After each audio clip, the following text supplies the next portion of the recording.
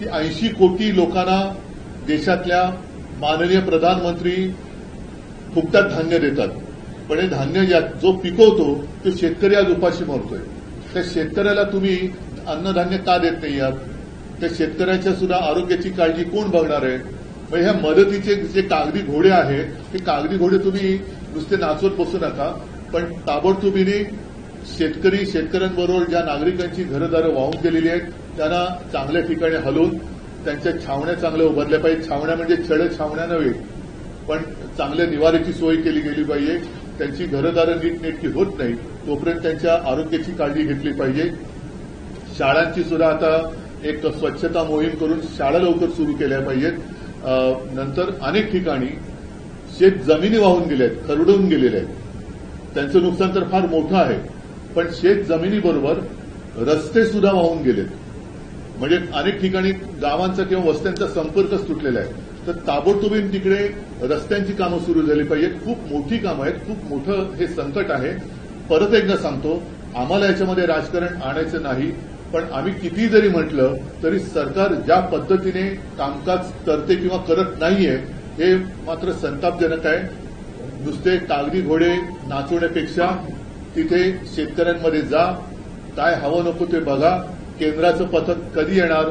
आज मी असं म्हणत होतो की खरं म्हणजे मुख्यमंत्री आणि दोन्ही उपमुख्यमंत्र्यांनी नुसते मुजरे मारायला दिल्लीत जातात, त्याच्यापेक्षा महाराष्ट्राच्या हक्काच्या मागणीसाठी, महाराष्ट्र संकटात आहे त्या मागणीसाठी म्हणून त्यांनी दिल्लीला जायला पाहिजे.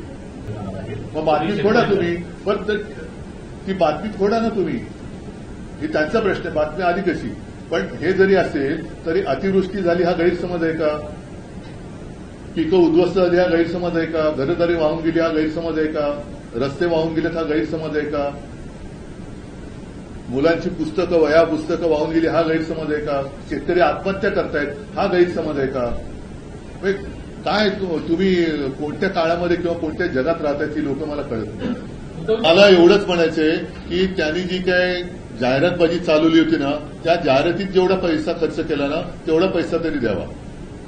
त्याला मी उपमुख्यमंत्री मानतो. गद्दाराच्या प्रश्नाला मी उत्तरच देत नाही. पण त्यावरचे फोटो बघण्यापेक्षा गद्दाराच्या आणि पूर्वीही अशी मदत केली जात होती आणि तेव्हाही फोटो छापले जात होते. मी गद्दाराच्या प्रश्नाला उत्तरच देत नाही. गद्दार तो गद्दारच.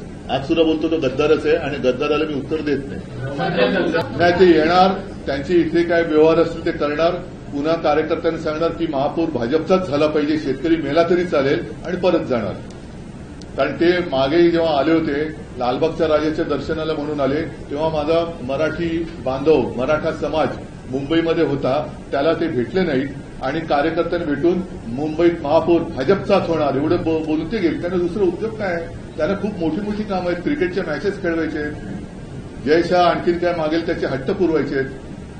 भाजपचं असं म्हणणं की आपला जो दसरा मेळा होता त्याच्यावर 63 कोटी रुपये खर्च होता. त्याचं बिल मी उद्या त्यांच्याकडे पाठवते. माझ्याकडनं तुम्ही घेऊन जा आणि मला पैसा आणून. CEN न्यूज, देश प्रदेश की ताजा तरीन खबरों के लिए CEN न्यूज को सब्सक्राइब करें और रहें पल पल की खबर से हर पल बाखबर.